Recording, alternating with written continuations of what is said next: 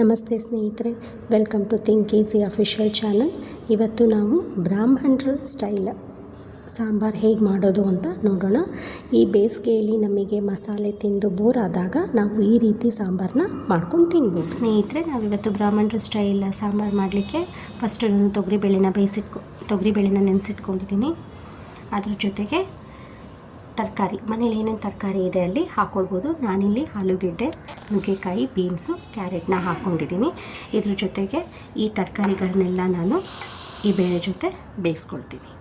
ತರಕಾರಿ ಬೇಯಿಸೋಕೆ ಇಟ್ಕೊಂಡಾದ್ಮೇಲೆ ನಾವು ಮಸಾಲೆಗೆ ಜೋಡಿಸ್ಕೊಳ್ಳೋಣ. ಮಸಾಲೆಗೆ ಏನೇನು ಜೋಡಿಸ್ಕೋಬೇಕು ಅಂತಂದರೆ ಬ್ಯಾಡಗಿ ಮೆಣಸಿನ್ಕಾಯಿ ಮತ್ತು ಗುಂಟೂರು ಖಾರದ ಮೆಣಸಿನ್ಕಾಯಿ, ಅದ್ರ ಜೊತೆಗೆ ಕೊತ್ತಂಬರಿ ಬೀಜ ಇಲ್ಲಾಂದರೆ ಪೌಡ್ರ್ ಹಾಕ್ಬೋದು.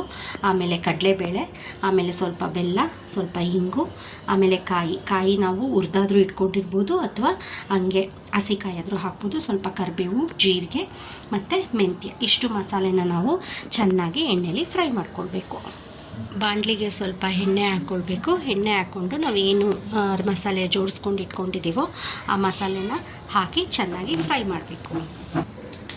ನಾವು ಇಲ್ಲಿ ಜೀರಿಗೆ ಮತ್ತು ಮೆಂತ್ಯನ ಹಾಕ್ಕೊಂಡಿದ್ದೀನಿ. ಅದ್ರ ಜೊತೆಗೆ ಬ್ಯಾಡಗಿ ಮತ್ತು ಗುಂಟೂರನ್ನ ಚೆನ್ನಾಗಿ ಹಾಕಿ ಫ್ರೈ ಮಾಡ್ತಾಯಿದ್ದೀನಿ. ಅದೆಲ್ಲ ಸ್ವಲ್ಪ ಫ್ರೈ ಆಗ್ತಾಯಿದೆ ಅಂದಾಗ ನಾನೇನು ಕಡಲೆಬೇಳೆ ಮತ್ತು ಕೊತ್ತಂಬರಿ ಬೀಜ, ಹಿಂಗು ಎಲ್ಲ ಇಟ್ಕೊಂಡಿದ್ನೋ ಅದು ಕೂಡ ಚೆನ್ನಾಗಿ ಫ್ರೈ ಮಾಡ್ತಾಯಿದ್ದೀನಿ. ಇಲ್ಲಿ ಮಸಾಲೆ ಫ್ರೈ ಆಗ್ತಾ ಇರಬೇಕಾದ್ರೆ ನಾನು ಸ್ವಲ್ಪ ಹುಣಸೆಹಣ್ಣನ್ನ ನೆನೆಸಿಟ್ಕೊಂಡಿದ್ದೀನಿ. ಹುಣಸೆಹಣ್ಣು ನೆನೆಸಿಟ್ಕೊಂಡ್ರೆ ಹುಳಿಗೆ ಬೇಕಲ್ಲ, ಆಮೇಲೆ ಲಾಸ್ಟಿಗೆ ಬೆಲ್ಲನ ಹಾಕ್ಬೋದು. ಮಸಾಲೆ ಎಲ್ಲ ಫ್ರೈ ಆಗಿದೆ, ಅದನ್ನು ನಾವು ಕೂಲ್ ಮಾಡೋದಕ್ಕೆ ಇಡೋಣ. ಇದು ಕೂಲ್ ಆದಮೇಲೆ ಸ್ವಲ್ಪ ತಣ್ಣಗಾದಮೇಲೆ ನಾವು ಅದನ್ನು ಗ್ರೈಂಡ್ ಮಾಡ್ಕೊಳ್ಳೋಣ. ತುಂಬ ನೈಸಾಗಿ ಗ್ರೈಂಡ್ ಮಾಡ್ಕೊಳ್ಬೇಕು ಅಂತ ಅವಶ್ಯಕತೆ ಇಲ್ಲ, ತರಿಯಾಗಿ ಗ್ರೈಂಡ್ ಮಾಡ್ಕೊಳ್ಬೇಕು. ಏನೇನು ವೆಜಿಟೇಬಲ್ಸ್ ಹಾಕಿದ್ನೋ ಬೇಳೆ ಜೊತೆ ಅದನ್ನೆಲ್ಲ ನಾನು ಒಂದು ವಿಷಲ್ ಹಾಕಿ ಬೇಯಿಸಿದ್ದೀನಿ. ಏನು ಬಾಯ್ಲ್ ಮಾಡಿ ಇಟ್ಕೊಟ್ಟಿದ್ನೋ ವೆಜಿಟೇಬಲ್ಸು ಮತ್ತು ಬೇಳೆ ಎಲ್ಲ ಅದನ್ನು ಬೇರೆ ಪಾತ್ರೆಗೆ ಟ್ರಾನ್ಸ್ಫರ್ ಮಾಡಿ ಅದ್ರ ಜೊತೆಗೆ ಹುಳಿ ಏನು ಹುಣಸೆ ರಸನ ಹಾಕಿದ್ದೀನಿ. ಅದ್ರ ಜೊತೆಗೆ ಸ್ವಲ್ಪ ಉಪ್ಪು, ಅರಿಶಿನ ಕೂಡ ಹಾಕಿ ಕುದಿಯೋದಕ್ಕೆ ಇಟ್ಟಿದ್ದೀನಿ. ಇವಾಗ ಏನು ಮಸಾಲೆ ಫ್ರೈ ಮಾಡ್ಕೊಂಡಿರ್ತೀನೋ ಅದನ್ನು ಸ್ವಲ್ಪ ಕೂಲ್ ಆದಮೇಲೆ ಜಾರ್ಗೆ ಹಾಕ್ಕೊಂಡು ಕೋರ್ಸಾಗಿ ರುಬ್ಬೋಣ, ಅಂದರೆ ತರಿಯಾಗಿ. ನೋಡಿ, ಮಸಾಲೆನ ನಾನು ಈ ಥರ ರುಬ್ಕೊಂಡಿದ್ದೀನಿ. ಇದು ರುಬ್ಕೊಂಡಾದಮೇಲೆ ಇಲ್ಲಿ ಕುದಿತಿರೋ ಪಾತ್ರೆಗೆ ನಾನು ಈ ಮಸಾಲೆನ ಹಾಕ್ತೀನಿ.